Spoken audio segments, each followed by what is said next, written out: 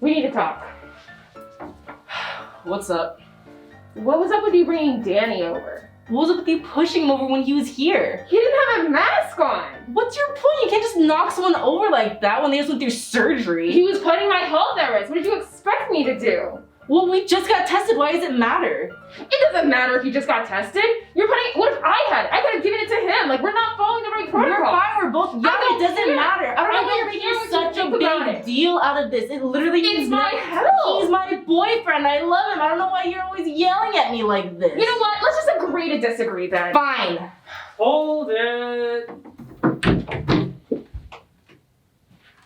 As mentioned earlier in this module, conflict resolution is an imperative skill when having to talk to your roommates. Conflict is inevitable. It's not a matter of if it will happen, it is a matter of when.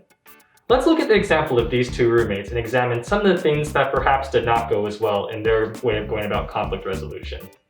Number one, they were not listening to each other. Instead of trying to listen and understand where each other were coming from, they instead were attempting to listen just to respond. This has resulted in both of them feeling like they're not being heard, which subsequently led to them being much louder and using a more aggressive tone of voice to get their point across. Secondly, they try to shift blame to one another. Instead of recognizing where their other roommate's perspective might be coming from, they instead try to blame them and justify their own actions. Lastly, and most importantly in all instances of conflict resolution, they did not leave the conversation with an affirmative plan of action. They did not reach a compromise. They simply said, let's agree to disagree, and carry on. Let's keep all this in mind. Let's try this one more time.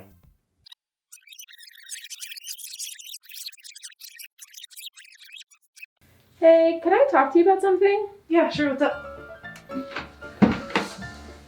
Okay. Before we have this conversation, I want to make sure, I'm not going to interrupt you. I want you to be able to say, your piece. And I hope you do the same for me. And if you're bothered by anything that I did, please let me know.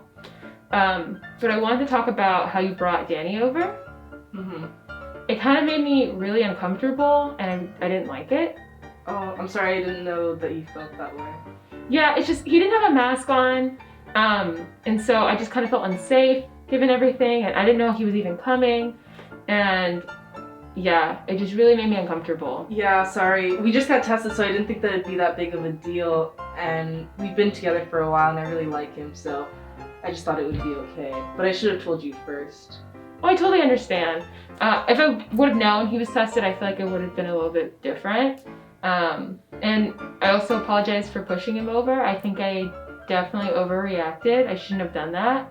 But maybe next time we could just talk to each other and let each other know if we were inviting somebody over. Yeah, that sounds great. I'm sorry. And it's totally fine. He's strong. It doesn't really matter if you push him over once or twice.